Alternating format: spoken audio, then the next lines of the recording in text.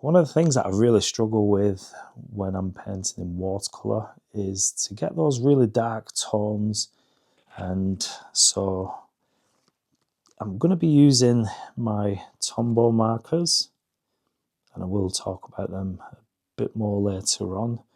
But you can get these in 96 different colours.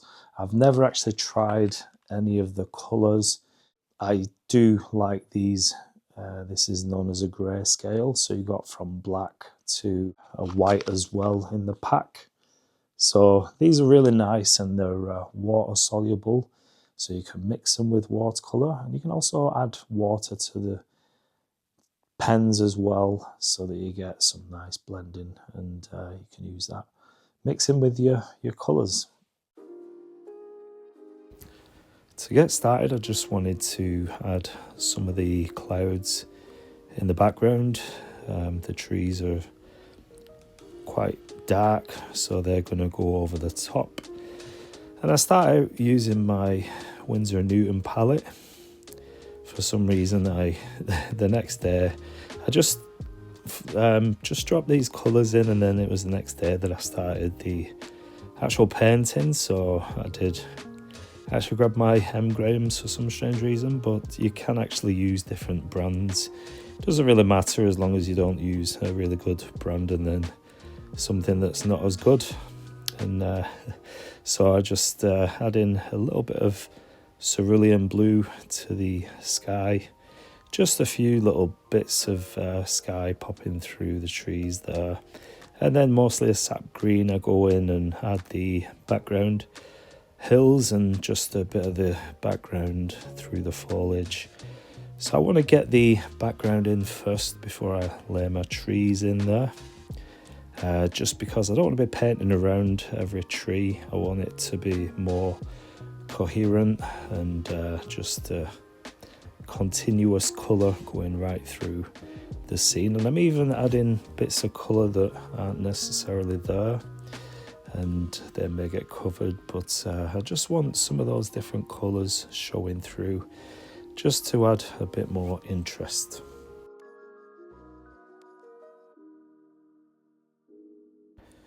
So I did take a little bit of yellow ochre into that mix, and then a little bit of possibly a cad red. One of the things that I want to try and figure out is you can see all the different colours within the composition, but then you got this really dark tone, almost a black. You can't really see much within there, and the same colour goes along in the trees. So one of the things is I'm just wondering how to get those darks, and I was thinking of going with ink, but I think I'll use my Tombow markers. If you've not seen these before, the Japanese brush pens. So they've got two tips. Let me just grab one of them real quick. So they've got two tips. They've got a fine liner end, and then you can see that is more like, that one's more like a brush, and then you got the fine tip there. So this is going to be perfect because these are water-based pens, water-based ink. So what I'm going to do is use that, and hopefully it'll be effective in adding the darker tones. So I'm just going to go in. You can see just a nice coverage, and this is what I want for this painting. It's going to be easier than adding watercolor this dark, and it's quite nice because there's little pops of those colors,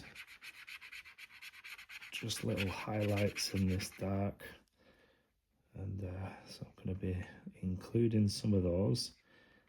And like always, I'm not after anything exactly like the photograph, but it is a nice reference. So this is how I'm gonna add the darker tones within this painting. And I'm just going to skip a few little areas just to give a little bit of light to the composition. Little specks of highlights here and there.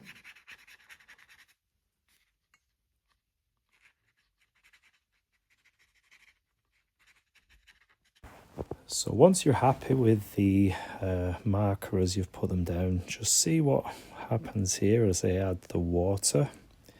You get these really nice, this really nice movement, and so the colour sort of bleeds out, and you can adjust the darkness of the tone using just water. So it's a really nice thing to add if you're looking to find different things to add with your watercolor. Obviously, you've got pigment, you've got the pens, fineliners, permanent ink, and then you've got these water-soluble markers.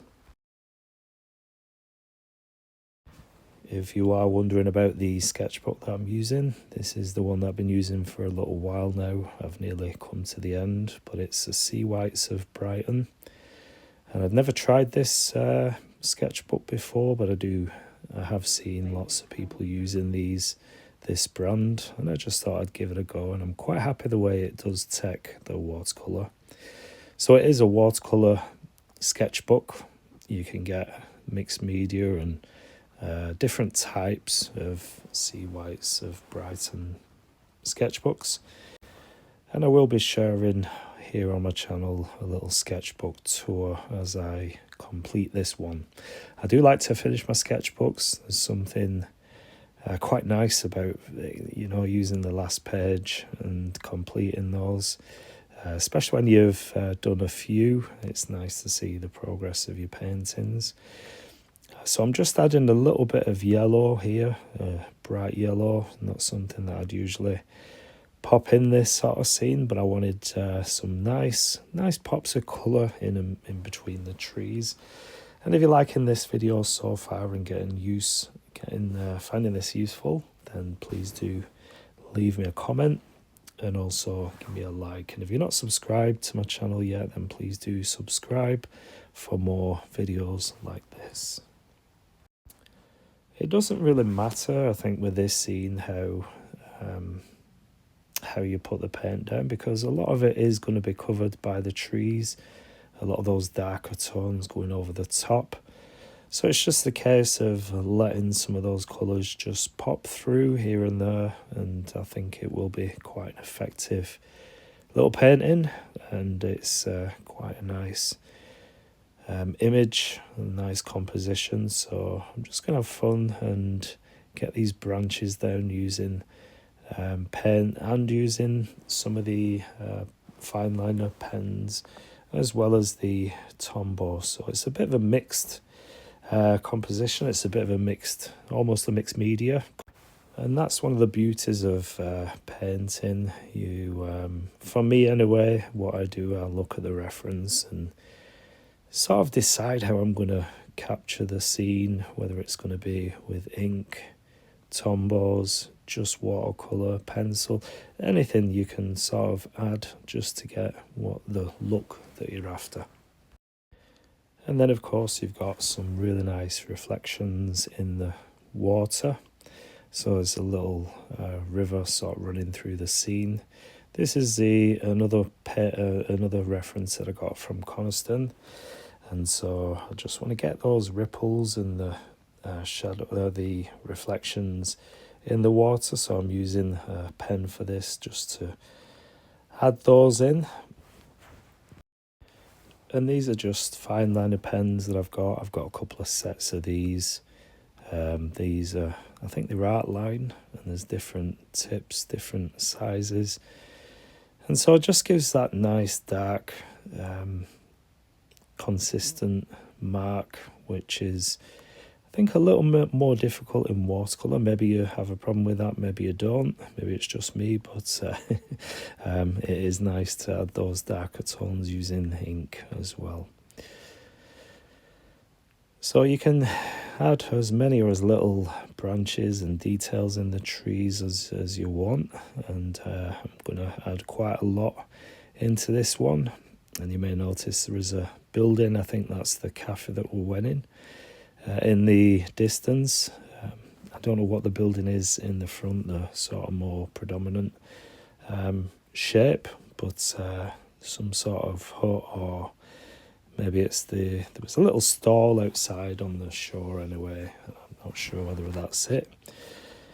But just enjoying this and just adding those lines and shapes and colour